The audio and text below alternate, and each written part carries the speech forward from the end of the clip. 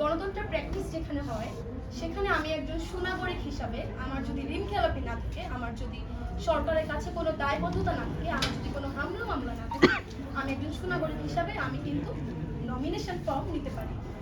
এবং বিএনপিতে যোগদানের বিষয় যদি বলেন, সেটা অবশ্যই সদস্য পদ আমি আপনারা যদি আমাকে সোশ্যাল মিডিয়াতেও দেখেন, আমি তো নির্বাচনী ক্যাম্পেইনও করেছি আসলে।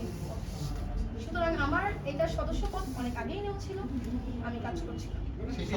আপনি বলেছেন যে আপনি একটা শব্দ উল্লেখ করেছেন, আদিবাসীদের অধিকার আদায়ে আপনি কাজ করতে চান। আপনি যে দলের নীতি ও আদর্শে ধারণ করে এখন মনোনয়ন ফর্ম নিয়েছেন, সেই দলের নীতি নির্ধারণ বা বিভিন্ন বিবৃতিতে আমরা আদিবাসী শব্দটি কখনোই দেখিনি। তারা পুত্র নিগোষ্ঠী বলে।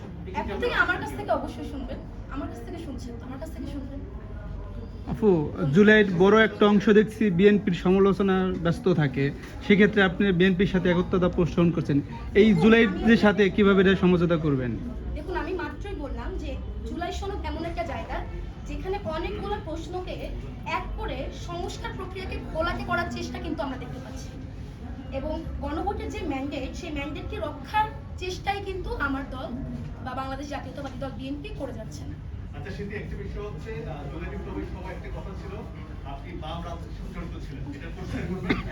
আর দ্বিতীয়ত হচ্ছে আজকে গুজরাট বিএনপির চেয়ারম্যান কার্যালয়ে সবাইকে সাক্ষাৎকার যারা নারী মহিলা সংরক্ষিত আসলে যারা নির্বাচন করবে বা প্রার্থীরা সাক্ষাৎ ডাকা হয়েছে, আপনাকে ডাকা হয়েছে কিনা বা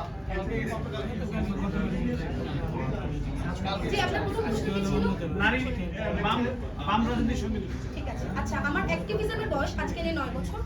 আমি ক্লাস 9-10 থেকে বিভিন্ন অ্যাক্টিভিজমের সঙ্গে যুক্ত আছি। আমি আমার ছাত্র জীবনে কখনোই কোনো রাজনৈতিক দলের সাথে, কোনো রাজনৈতিক উইংয়ের সাথে কখনোই সম্পৃক্ত ছিলাম।